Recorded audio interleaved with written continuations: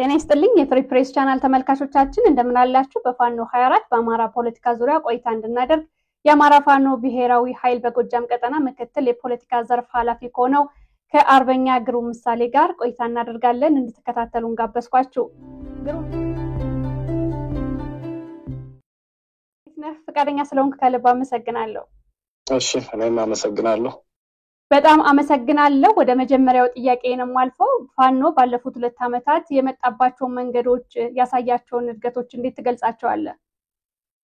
እሺ አመሰግናለሁ።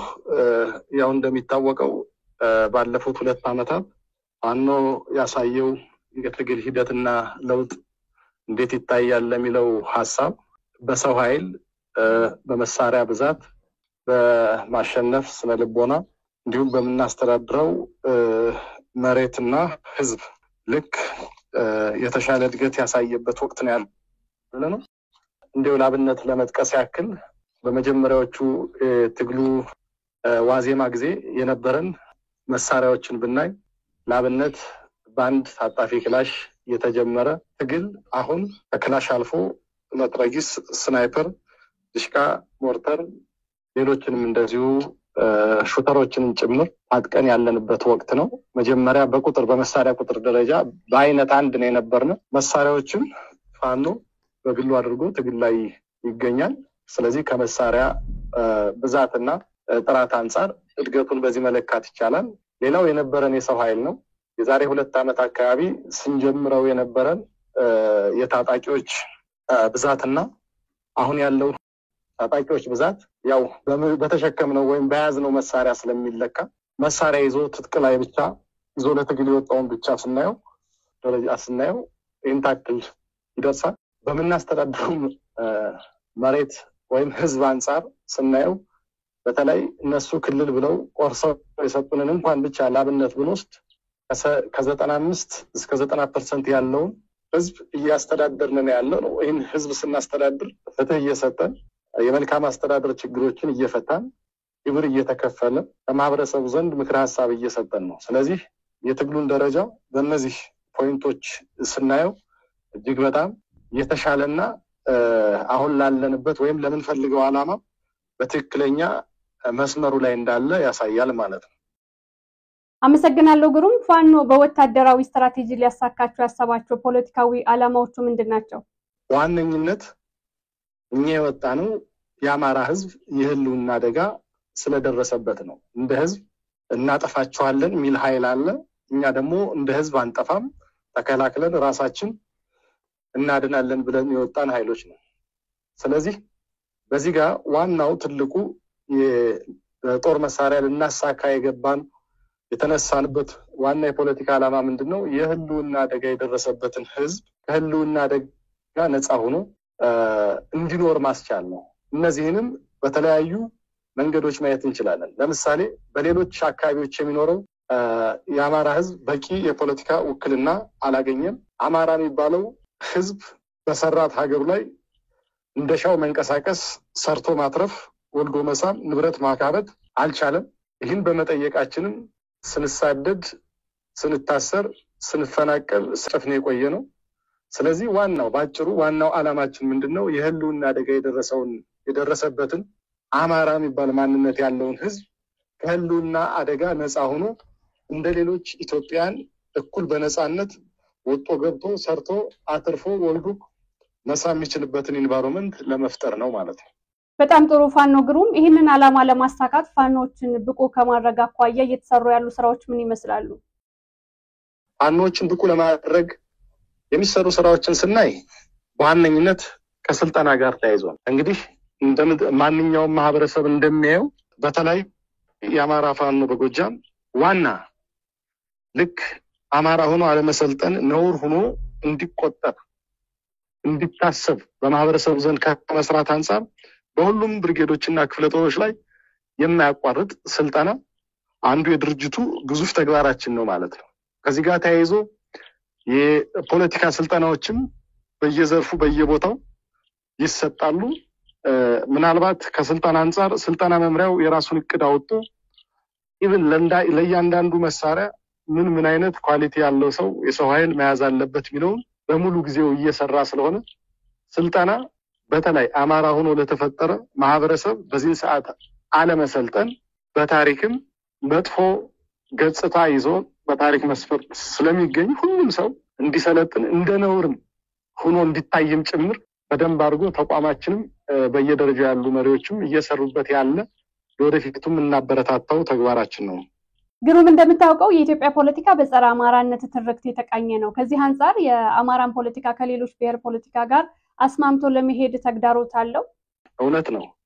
የጸረ አማራነት ትርክት በሀገራችን ፖለቲካ ውስጥ ህግ ሆኖ ህገ መንግስት ሆኖ ህገ መንግስታዊ መዋቅር ኑሮት አማራ የሚባለው ማህበረሰብ በየቦታው ሲያሳድድ ሲያፈናቅል መዋቅራዊ በሆነ መንገድ በሁሉም ዘርፍ ሲያጠቃ የቆየ ሂደት ነው።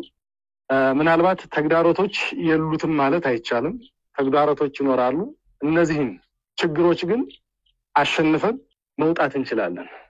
ምናልባት የተዘራብንን ወይም በማህበረሰቡ ዘንድ የተረጨውን ይሄ ጸረ አማራነት ትርክት የምናሸንፍባቸው መንገዶች አንደኛውና ዋነኛው የያዝነው ትክክለኛ ምክንያት ወይም ኮዝ ነው። አሁን ይዘነው የተነሳ ነው የሀቅ ፖለቲካ ሐሳብ ይዘን የተነሳ ነው። ስለሆነ በዚህ ልክ እውነት ለመናገር መቀየር ይቻላል። ግን ሙሉ ለሙሉ ጸረ አማራነትን ትርክት አሁን ባለንበት ታይም ጨርሰናል ወይም አሸንፈናል ብለን አናስብ። ተግዳሮት ሊኖር ይችላል። እሱን እንግዲህ አሁን ያለው የትግል ሂደት እንኳን ስናይ ፋኖ ይዞ ከተነሳው ትግል አንፃር በብዙ መንገዶች ለኢትዮጵያ ሕዝብ የምናስረዳው እውነት አለ። ለምሳሌ አሁን ባለንበት ሂደት ውስጥ ብዙ ነገሮችን ፋኖ ለሀገር የሚጠቅሙ ነገሮችን ወይም ሀገርን እንድትኖር የሚከፋፍሉ ወይም መጥፎ ሳይድ የሚያስይዙ ነገሮችን አንሰራም፣ እየሰራንም አይደለም። ለምሳሌ ምርኮኞችን እንይዛለን። ምርኮኞችን ከተለያየ ብሔር ብሔረሰቦች ነው የመጡ። በትክክል ሸኝተን እነሱም ከዛው ሆነው ለማህበረሰባቸውም ለኛም የሚፈጥሩት የመልካም ገጽታ ግንባታ ይኖረዋል። ይህም ብቻ አይደለም። ኢቭን በጦርነት ወቅት የተያዙ ምርኮኞችን ከምንይዘው የምርኮኛ አያያዝ ጋር በተመለከተ ከዛም ባለፈ ምናልባት ፋኖ በተቆጣጠራቸው ቦታዎች ላይ የማህበረሰቡ ንብረት የሆኑ የሌሎች ብሔር ብሔረሰቦች ንብረት የሆኑትን ንብረትም ጭምር እየጠበቅን በኃላፊነት ነው እያስተዳደርን የምንገኘው። እንደው በመጨረሻም እኛ በምንኖርበት አካባቢ የተለያዩ ብሔር ብሔረሰቦች ይኖራሉ። በሰላም ሰርተው ይውላሉ። የሚፈልጉትን ነገር ያለምንም ገደብ ያለምንም ተጽዕኖ ይፈጽማሉ። ስለዚህ ይሄ አንዱ ይዘን የተነሳ ነው እውነት ስለሆነ ይዘነው የተነሳ ነው ሀቅም ጭምር ጸረ አማራነት ትርክቱን በተግባር እየቀየረ ያለ ሂደት ነው ማለት ነው። ግሩም፣ ስለ ፖለቲካ ለአማራ እናውራ። እንግዲህ አማራው ላይ በጣም ከተሰራበት በርካታ ስራዎች አንጻር ፖለቲካን እንዲሸሽ ከፖለቲካ እንዲገለል እንዲነጠል ተደርጓል። አሁን ያለው ትውልድ አሁን ያለው የፋኖ እንቅስቃሴ ይህንን እየቀየረ ነው?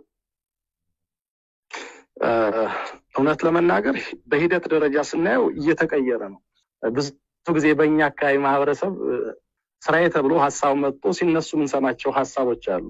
ፖለቲካና ኤሌክትሪክን በሩቁ ነው እየተባለ ማህበረሰባችን ሲያድግ ፖለቲካን እንዳይጠጋ ልክ ህልውናውን ለማረጋገጥ ትክክለኛ መንገድ እንደሆነ እንዳያውቅም እንዳይረዳም ጭምር ሲደረግ ነበር። ከዚህ አንጻር እንግዲህ መጀመሪያ በነበረው ሂደት ይሄ በተለይ ብሔርተኝነቱን ስናይ አማራ የሚባል ማህበረሰብ የለም እስከመባል ደረጃ የደረሰበት ጊዜ ነበረ። ኢቭን አማራንን ብሎ መናገር እንደ ነውር የሚቆጠርበት ጊዜ ነበረ።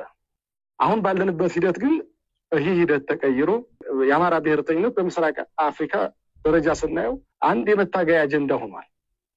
ስለዚህ ይሄ ሂደቶች እየተቀየሩ በእድገት ደረጃ ላይ ነው ያሉ። ምናልባት የሚቀሩት ነገሮች ግን አሉ። የሚቀሩት ነገሮች የትግላችን ፍጻሜ ሲደርስ እየተስተካከሉ የሚሄዱና እንደነገርኩሽ ትላንትና ከነበረው ይሄ የብሔርተኝነት እሳቤ እጅግ በጣም ባደገ የሌሎችን ብሔር ብሔረሰቦች በማይጎዳ መንገድ በመከባበር በመቻቻል በመተባበርና የጋራ ሀገር በመገንባት ሂደት ውስጥ የሚኖረንን ሚና እያሳደግነ ይህን የፖለቲካ ማህበረሰብ ማሳደግ ይቻላል። አሁን ባለንበት ደረጃ ግን ከዚህ በፊት ከነበረው ሂደት እጅግ በጣም የተሻሻለ አንድ የማታገያ አጀንዳ ሆኖ የወጣ የፖለቲካል ማህበረሰብ ንቃተ ህሊና ፈጠራ ላይ ነን ያለነው። አርበኛ ግሩም ስለ አማራ ኪነ ጥበብ እናውራ። አማራን በጠላትነት የፈረጁ አካላቶች ወጉ ባህሉ እንዳይከበር እንዲሁም የተበታተነ እንዲሆን በርካታ ስራዎች ሰርተዋል። አሁን ያለው ደግሞ በተለይ ባለፉት 30-40 ዓመታት ከአማራነት ይልቅ አካባቢነት ላይ መሰረት ያደረገ ዘፈኖችን ሌሎች የኪነ ጥበብ ስራዎችን እንመለከታለን እና ይሄ አማራው በጋራ ተሰባስቦ ህልውናውን እንዳያስከብር የተበታተነና ለጥቃት የተጋለጠ እንዲሆን አስተዋጽኦ አድርጓል።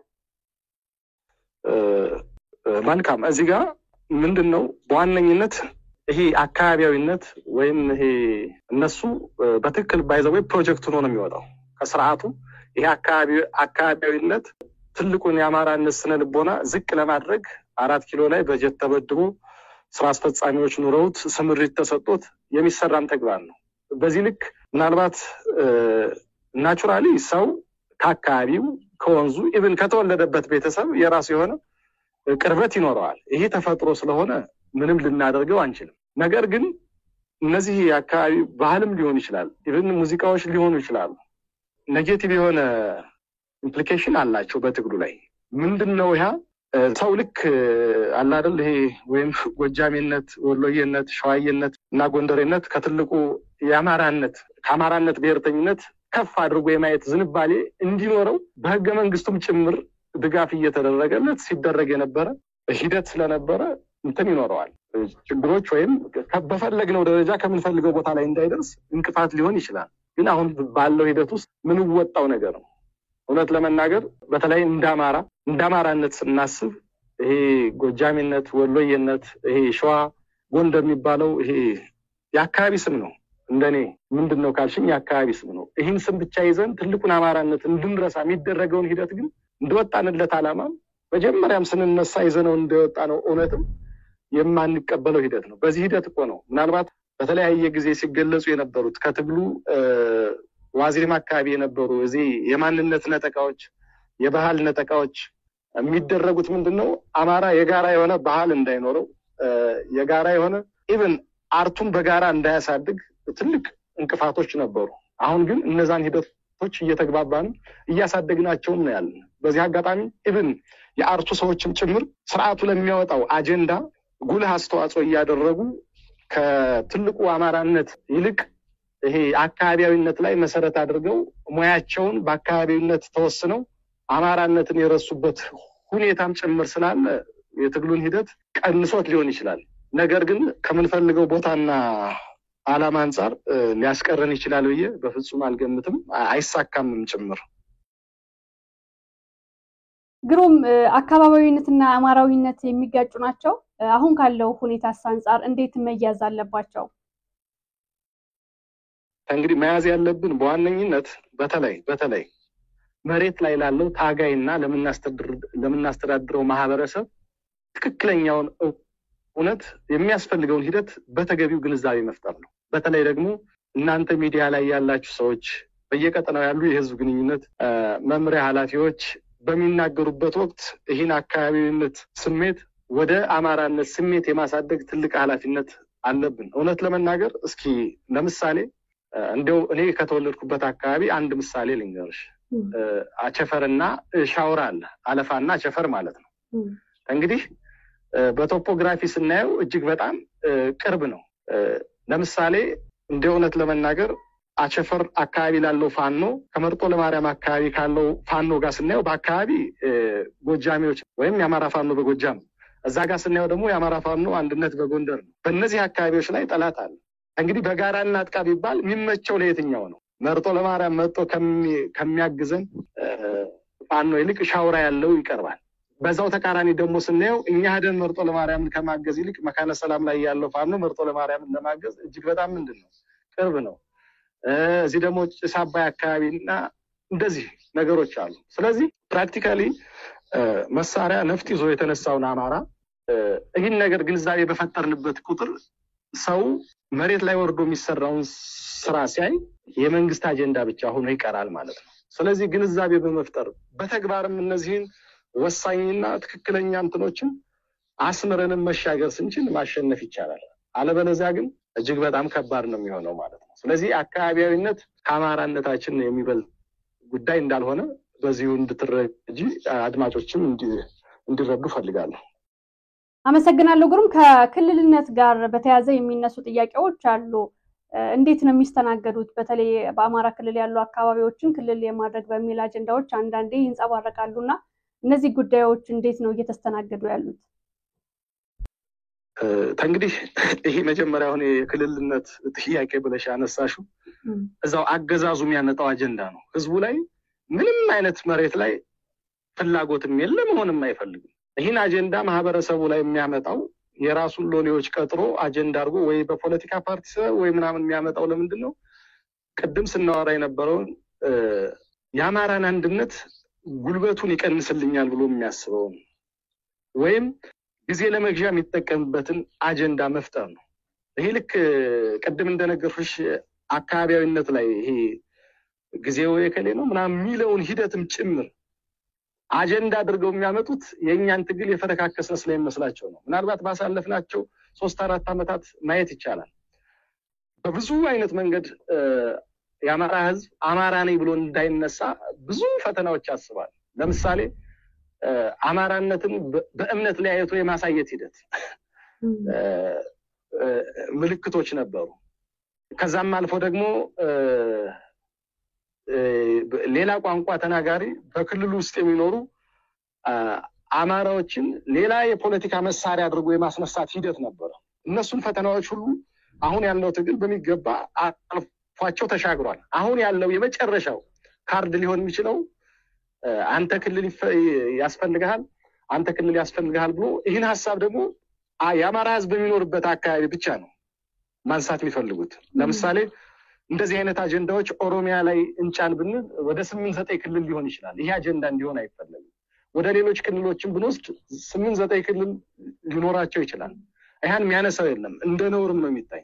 ለአማራ ሲሆን ግን ምንድነው በጎ አስመስለው ተመካክረው ያመጡታል። ያው ብልጽግና እውነት ለመናገር ያብይ የግል ኩባንያ ስለሆነ እንደፈለገው አጀንዳ ይወጣል። እንደፈለገው በኢንኩቤተር የተፈለፈለ የሚመስሉ ፓርላማ አባላቶች አሉ፣ ሚኒስተሮች አሉ፣ ያጸድቁታል። መሬት ላይ ሲመጡ ይከሽፍባቸዋል። ስለዚህ ከዚህ በፊት ያደረጉት ሙከራ አንድ አካል ነው።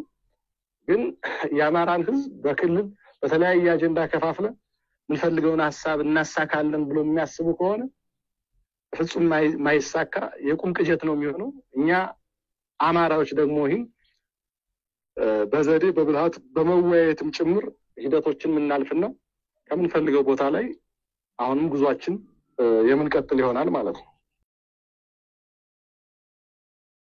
ግሩም፣ በተደጋጋሚ ጊዜ ፋኖ ብቻውን መንግስት የመመስረት እቅድ እንደሌለው ይገለጻል። ከሌሎች ህዝቦች ተወካዮች ጋር ለመስራት በአማራው ዘንድ ሊፈጠር የሚገባው የጋራ መግባባት አለ። እንግዲህ እንደ ተቋም ከሌሎች ብሔር ብሔረሰብ ተወካዮች ጋር ይፋዊ በጋራ ለመስራት በጋራ ከምንፈልገው ቦታ ላይ ለመድረስ የተግባባንበት ሰነድ ወይም ውይይቶች የሉ። ይህ ማለት ግን ለወደፊቱ አይኖሩም ብሎ መገመት አይቻልም። ምክንያቱም እኛ ይህን ኮዝ ይዘን ስንነሳ የሁሉም ብሔር ብሔረሰብ ጉዳይ ብቻችን ጨርሰን ብቻችን ሀገረ መንግስት እንገነባለን ብለን አይደለም የተነሳ ነው። ምናልባት እንደ ተቋም ለወደፊት በይፋ የሚነገሩ ነገሮች ይኖራሉ። እስካሁን ግን በእርግጠኝነት ምክንያቱም እኛ የህዝቡን ኮዝ ነው ይዘን የወጣ ነው። ስለዚህ ከህዝባችን ደብቀን የምንሰራው ምንም አይነት ስራ የለም። እስካሁን ድረስ ባለው ከሌሎች የብሔር ብሔረሰብ ተወካዮች ጋር በጋራ ለመስራት የተወያየንበት ወይም የተፈራረምንበት አጀንዳ የለም። ምክንያቱም የህዝብ ልጆች ነን፣ የህልውና አደጋ ደርሶበት የወጣ ማህበረሰብ ልጆች ነን። ይህን የህልውና አደጋ ደርሶበት የወጣ ማህበረሰብ ደግሞ ወክለን እስከታገልነ ድረስ ምንም አይነት ከህዝባችን ደብቀን የምናደርገው ሂደት የለም። ለወደፊቱ ግን የግድ ይኖራሉ። ምክንያቱም እዚህ ጋር ምንድነው በዋነኝነት ከሌሎች ጋር ተባብረን ሀገራችንን እኩል ማንኛውም ሰው በፍትህ የሚኖርበት መጠየቅ የሰፈነበት ለሁሉም እኩል መብት መስጠት ሀገር መገንባት ዓላማ አድርገን እስከ ተነሳን ድረስ ምንም አይነት ለብቻችን ሁሉን ነገር አውክተን እንፍጨው የሚል ሐሳብ የለንም። ይህ ማለት ግን የሌሎችን አጀንዳ ተሸክመን ለከዚህ በፊት ኢህዴን ባህሪን እንዳደረገው አይነት ሂደት ተለጣፊ ወይም ፓራሳይት የሆነ ሂደት እንሄዳለን ማለት አይደለም። ግሩም፣ ከዚህ በፊት የነበሩ ወይ የተፈጠሩ በተለይ በአማራ ፖለቲካ ጋር የተፈጠሩ ጉዳዮችን እያነሱ አንዳንድ ሰዎች አሁንም ያ ታሪክ የሚፈጠር ይመስላቸዋል፣ ስጋት አላቸው። እንዳልከው ባዲን እና ሌሎችም ከዚህ በፊት በፖለቲካ ሽግግር ወቅት የተፈጠሩ ክስተቶች አሁንም ይፈጠራሉ ብሎ የሚሰጓሉና እዚህ ላይ ምን አስተያየት አለህ? ፋኖ የፋኖ ትውልድ ወይ የፋኖ ኃይል ይህንን ታሪክ ክስተት የማስተካከል አቅም የለውም? ይህ ስጋት ከምን የመነጨ ነው? ምናልባት መጨረሻ ላይ ያልኩሽ ሀሳብ ነው። አዲሱ ትውልድ የራስ የሆነ ቀለም አለው። ይሄ ምንድነው? ከለሩን በምናይበት ወቅት ከዚህ በፊት እንዳልኩሽ ባዴንም እንበለው ወይም የነበሩትን ስናይ ብዙውን ነገር ይታገሉና ዋናው ቦታ ላይ ሲደርሱ መሽኮርመም ወይም ተላላኪ ሆኖ የመጨረስ ሂደት አለ። ይሄ በፍጹም አይታሰብም። አሁን የብዙ ሰው ስጋት እንደዚህ ሊሆን ይችላል። ግን እንደ ድርጅትም እንደ መሪዎች ማጠቃላይ ባለው ሂደት ያን ሂደት የሚቀበል የአማራ ትውልድ በዚህ ሰዓት ይገኛል ብሎ የሚያስብ ካለ ስህተት ነው ሊሆን የሚችለው። ለምንድን ነው ይህን ምለው? እውነት ለመናገር አሁን ትግል ላይ ያሉ እንደው ሁሉችን ሰዎችን ማየት ይቻላል። ህዋትን ያልታገለ የለም እኮ አይደል? ታግሏል። እንዲሁም በሆነ ወቅት መሪያችን አርበኛ ዘመነ ካሴ ህዋትን እናሸንፈዋለን ቃሌ ነው፣ ከዛ በኋላ የአማራ መከራ ያልፋል ወይ የሚል ንግግር ታስታውሻለሽ አንቺ። እና ይሄ ምንድነው? በዛን ጊዜ ማንም በሚያጨበጭብበት ወቅት፣ ማንም የመደመር ቲሸርት ለብሶ በሚንቀሳቀስበት ወቅት እንደዚህ አይነት ዓላማ ይዘው የተነሱ መሪዎች ናቸው አሁን እየመሩ ነው ያለው። አጠቃላይ በደረጃው ያሉ መሪዎችን በዚህ ልክ ተቀርጸው የሚንቀሳቀሱ መሪዎች ነው ያለን። ስለዚህ አሁን የአማራን ህዝብ ጥያቄዎች ለሌሎች አሳልፎ የሚሰጥ ፋኖ የለም። በፍጹም ይህን በድፍረት ነው ልንናገር የምንችል። የራሳችንን ድርሻ ማንንም በማይነካ መንገድ ተገቢውን ጥያቄ ሊያስከብር የሚችል ትውልድ ተፈጥሯል። ስለዚህ ከዚህ አንፃር እንደዚህ ገሸሽ በሉ ምናምን የሚባለውን ነገር አንቀበልም። በነፍጥ እስከጀመርነው ድረስ እንደዚህ አይነት ሐሳብ የሚያመጡትም ጭምር ታግለን እናሸንፋቸዋለን። ጥሩ። እንግዲህ ፋኖ በወታደራዊ ስትራቴጂ ነው እየታገለ ያለው። አሁን ደግሞ በሰላማዊ መንገድ እንታገላለን የሚሉ አካላቶችን እያየን ነው። እንደ አንድ ፋኖ በዚህ ዙሪያ ያለ ምልከታ ምንድን ነው? መልካም። እንግዲህ እኛ ስንነሳ ምናልባት ከመጀመሪያውም ጀምሮ ባሉት ሂደት ስናይ የአብይ ስርዓት በሰላማዊ ትግል እንደማይወድቅ አምነን ተደርተን ተመካክረን በራሳችን ላይም ጨክነን ነው ወደ ጫካ የወጣ ነው። ስለዚህ ይህን ስርዓት ማሸነፍ የሚቻለው በነፍጥ እንደሆነ እንግባባለን። እኔም እንዳንድ የፋኖ አመራር ብትጠይቅኝ ይህን ስርዓት ማሸነፍ የሚቻለው በመሳሪያና በመሳሪያ ብቻ እንደሆነ ነው የምደመድመው። በዚህ ሂደት ውስጥ ሌሎች የሰላም አማራጭን ነው ይህን ስርዓት ለማስወገድ የሚጠቅም ብለው ደግሞ የሚታገሉ ወንድሞቻችን እህቶቻችን ሊኖሩ ይችላሉ። እንግዲህ በሁለት አይነት መንገድ ነው የምንረዳው። አንደኛ የሰላም አማራጩ ያዋጣል ብለው እስከሚሄዱበት ይሄዱ መጨረሻ ላይ እንደማይሆን ሲረዱ የኛን አማራጭ እንደሚከተሉና የሚቻለውን ጠጠር ከኛ ላይ አስተዋጽኦ አድርገው አብረን በጋራ የምናሸንፍበት ሂደት ሊኖር ይችላል። ነገር ግን እኛ እነሱን የያዙት መስመር ትክክል አይደለም፣ ወደዚህኛው መስመር ግቡ ወይም ካልገባችሁ ብለን ተጽዕኖ የምናደርግ ታጋዮችም አይደለም። በፈለጉት መንገድ መታገል ይችላሉ። መጨረሻ ላይ ግን የራሳቸውን ሜካኒዝም ተፈጥረው ተጠቅመው የኛን ትግል ለማሻገር የሚያደርጉት አስተዋጽኦ እንደሚኖር ደግሞ ተስፋም አለን። ምክንያቱም እስካሁን ድረስ ያሳለፍናቸውን ጊዜዎች ስናይ አይደለም በሰላማዊ ትግል የሚያምን የሰላማዊ ትግል የሚያነሱ የፓርላማ አባላትን ሳይቀር አጠቃላይ ሚዲያ አካላትን ሳይቀር የት ቦታ የራሱን አባላትን ሳይቀር የት ቦታ አስሮ ቤተሰብ አይጠይቅ መረጃ ይገኝ የት ቦታ ደብቆ እንዳለ የሚታወቅበት ወቅት ላይ ስላለን ይሄ አደባባይ ሀቅ ነው። የሌሎችን መብት ግን እናከብራለን ማለት ነው። ግሩም። የአማራው ሊቅ ለትግሉ የሚገባውን አስተዋጽኦ አድርጓል ብለህ ታስባለህ? አላደረገም። እዚህ ጋር እንደው በግልጽ መነጋገር ያለብን እስቲ በዘርፉ ነው። አብዛኛው አሁን ባለንበት ሂደት በመጀመሪያ ደረጃ የምናየው ራሱን ዝም ብሎ አይድል አድርጎ የተቀመጠ የአማራ ልሂቃን ነው ያለው። ከፊሉ ደግሞ ስርዓቱ የሚሰጠውን ሳንቲም ወይም ፍርፋሪ ወይም የተለያየ ነገር ጥቅም ሊሆን ይችላል መሰረት አድርጎ ተወልዶ ያደገበትን ማህበረሰብ ጭምር ስርዓት ሆኖ ስርዓታዊ መዋቅሩን እያገዘ የራሱ ተወልዶ ያደገበትን ማህበረሰብ እየወጋ ነው ያለው።